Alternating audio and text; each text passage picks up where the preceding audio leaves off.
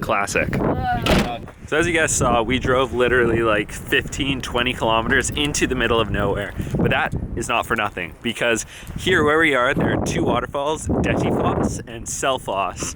They're like right over that rock field over there. These are two very popular waterfalls in this part of Iceland, the northeastern kind of coast. Do you hear the raging waters of Dettifoss yet? Not yet. It's too cold to hear. So this is Dettifoss right there! She's a big waterfall, and it is too cold to do anything but stand here. The people down there, those are brave, brave souls. It's definitely like it's raining down there. Dettifoss creates her own weather. That thing is vicious, to say the least. It would consume anything you throw at it. Mother Nature is no joke. She's very, very strong. What do you think of Dettifoss, Hannah? Rock on. I really don't know what temperature it is, but if I had to guess, it'd be somewhere between iceberg and ice cube.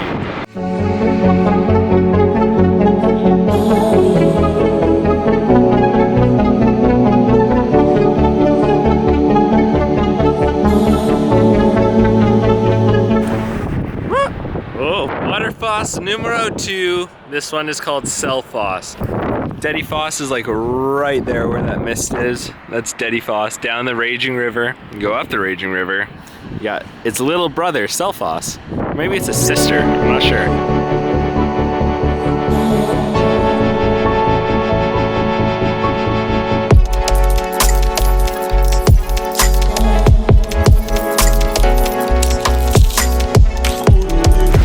The duster is dusty. Stop number 2 for the day. We're going swimming. There's lots of hot springs and lagoons in Iceland. This is one of the coolest ones. It's a blue lagoon hot spring. It's fed by natural water, but it's maintained and it's built up man-made. But it's a very cool place to go swimming. The main one is in Reykjavik. This is kind of like a knockoff, cheaper version of it in the north, but apparently it's better. It's a lot more peaceful, a lot more calm, and a lot less crowded. So we're going to it. These are the Mývatn nature baths. Oh my gosh, it's cold.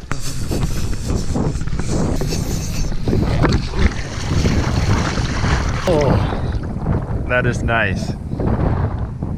So basically, this is all like naturally fed hot spring water that's maintained in a man-made pool area. And so we get to just chill here. Look at this water. It's so blue. Outside, the sign over there, this is 9 degrees Celsius. So that is it's not the warmest. Going like, oh, that's cold. you got to stay with just your neck exposed. Yeah, so you got one pool over here. There's another pool that's slightly colder over there, and then right there, right near the entrance, is a super hot tub, like 41 degrees hot tub. You also hit random hot spots just walking through this, right? Yeah, it feels good. It does. Like if you walk in, and it's a moderate temperature, and they go, ooh, that's nice. Like right here, that's nice. So this is the second pool. Temperature in here, still very warm, slightly cooler than here. But nobody wants to go in. But no one wants to go in there because it's so cold outside. You really want the warmest. It's like the kiddie pool at the public pool compared to like where people dive. Yeah, exactly.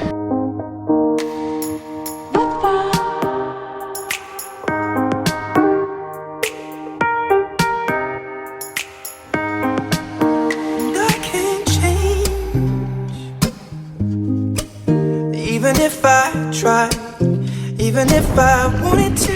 Oh my gosh, oh my gosh, oh my gosh. Oh, there we go.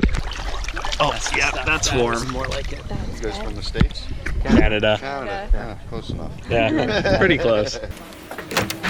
I feel relaxed, I feel rejuvenated, and I feel warm inside.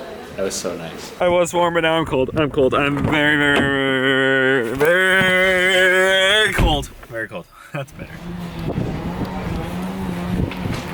We're back to the bonus. This is how to travel Iceland on a budget. Bread. Beans. Can't go wrong with beans. Yogurt. Oatmeal. Water. Last but not least, you gotta get some chocolate. So, So all of those groceries coming together were about 22 Canadian dollars, 1,700 kronor. So that's really not bad. That's 4 beans, bread, chocolate, chips, the necessities, and a couple other things here and there, some water. And that's gonna last me quite a few days, I think. Oh yeah, oatmeal too. Quite a few days, breakfast, lunch, and dinner. Got that covered. To save money and to be able to travel Iceland if you're not rich, the Boonis has got you covered. And I mean, beans and bread is really not a bad dinner. It's quite nice. Of course, I could go for a pizza or hamburger, but you gotta live with it. Anyways, on to our next destination. And you get free coffee when you shop at Bonus too. It's not the best. It's really not that great, but it's coffee. Oh my gosh, it is dumping snow outside. We're actually just driving through the mountains. We're headed to a place on the east coast called Seyðisfjörður. And to get there, yeah, we have to go through a mountain pass. My love, my love, my love, she keeps me warm. She keeps me warm. She keeps me warm. My love, my love, my love, she keeps me warm. She keeps me warm. She keeps me warm. As you can see, we are now in Seyðisfjörður. There is the fjord. That's the ocean, that's land, this is land. There you go, fjord. Fun fact, small village, that ship actually connects Iceland to mainland Europe, as we're on the east coast of Iceland, so the closest point to Europe. But I think what makes Seyðisfjörður unique and what makes it cool in a destination is just its location. Look at just the mountains, and there's like countless, I can't even count how many waterfalls are just streaming down all the mountains over here. So tonight we are camping right here in Seyðisfjörður. We'll quickly talk budget. So giving some averages, we'll say $10 for food a day, $15 for stay a night. This is being a bit generous. And then the only other thing you have to account for on a daily expense is gas, driving your rental car around. We fill up like every second day roughly for about $70. So split between 3 people, that's not bad. The nice thing about Iceland is almost all the things you'll see, all the attractions you'll go to are natural, therefore they're free. It's not like Asia where you have to pay to see something or pay to walk on a beach. It's free, so you just get to see it. And then the only other one big expense is the rental car. That was pretty steep. For 2 weeks, I think split 3 ways, we each paid 800 Canadian dollars. Part of that is because we rented during high season, so if you rent during the winter, it's cheaper. We also added insurance onto that just to be safe because the roads didn't want to like get dinged for damage to the car.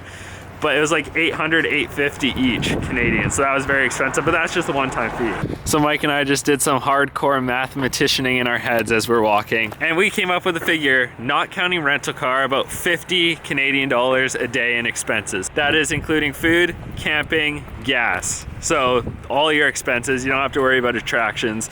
So you can live off $50 a day. Now, if you take into account the rental car and you divide that up over the amount of days we're here, which is 2 weeks, it's gonna work out to 100 Canadian a day. I should preface that if you're going to split the rental car, that's how much it'll be. We also did not get the cheapest rental car, so you can make it cheaper that way if you want. But that's the budget you need. You kind of need 50 bucks a day. Don't include rental car, 100 bucks, including something similar to ours in our situation.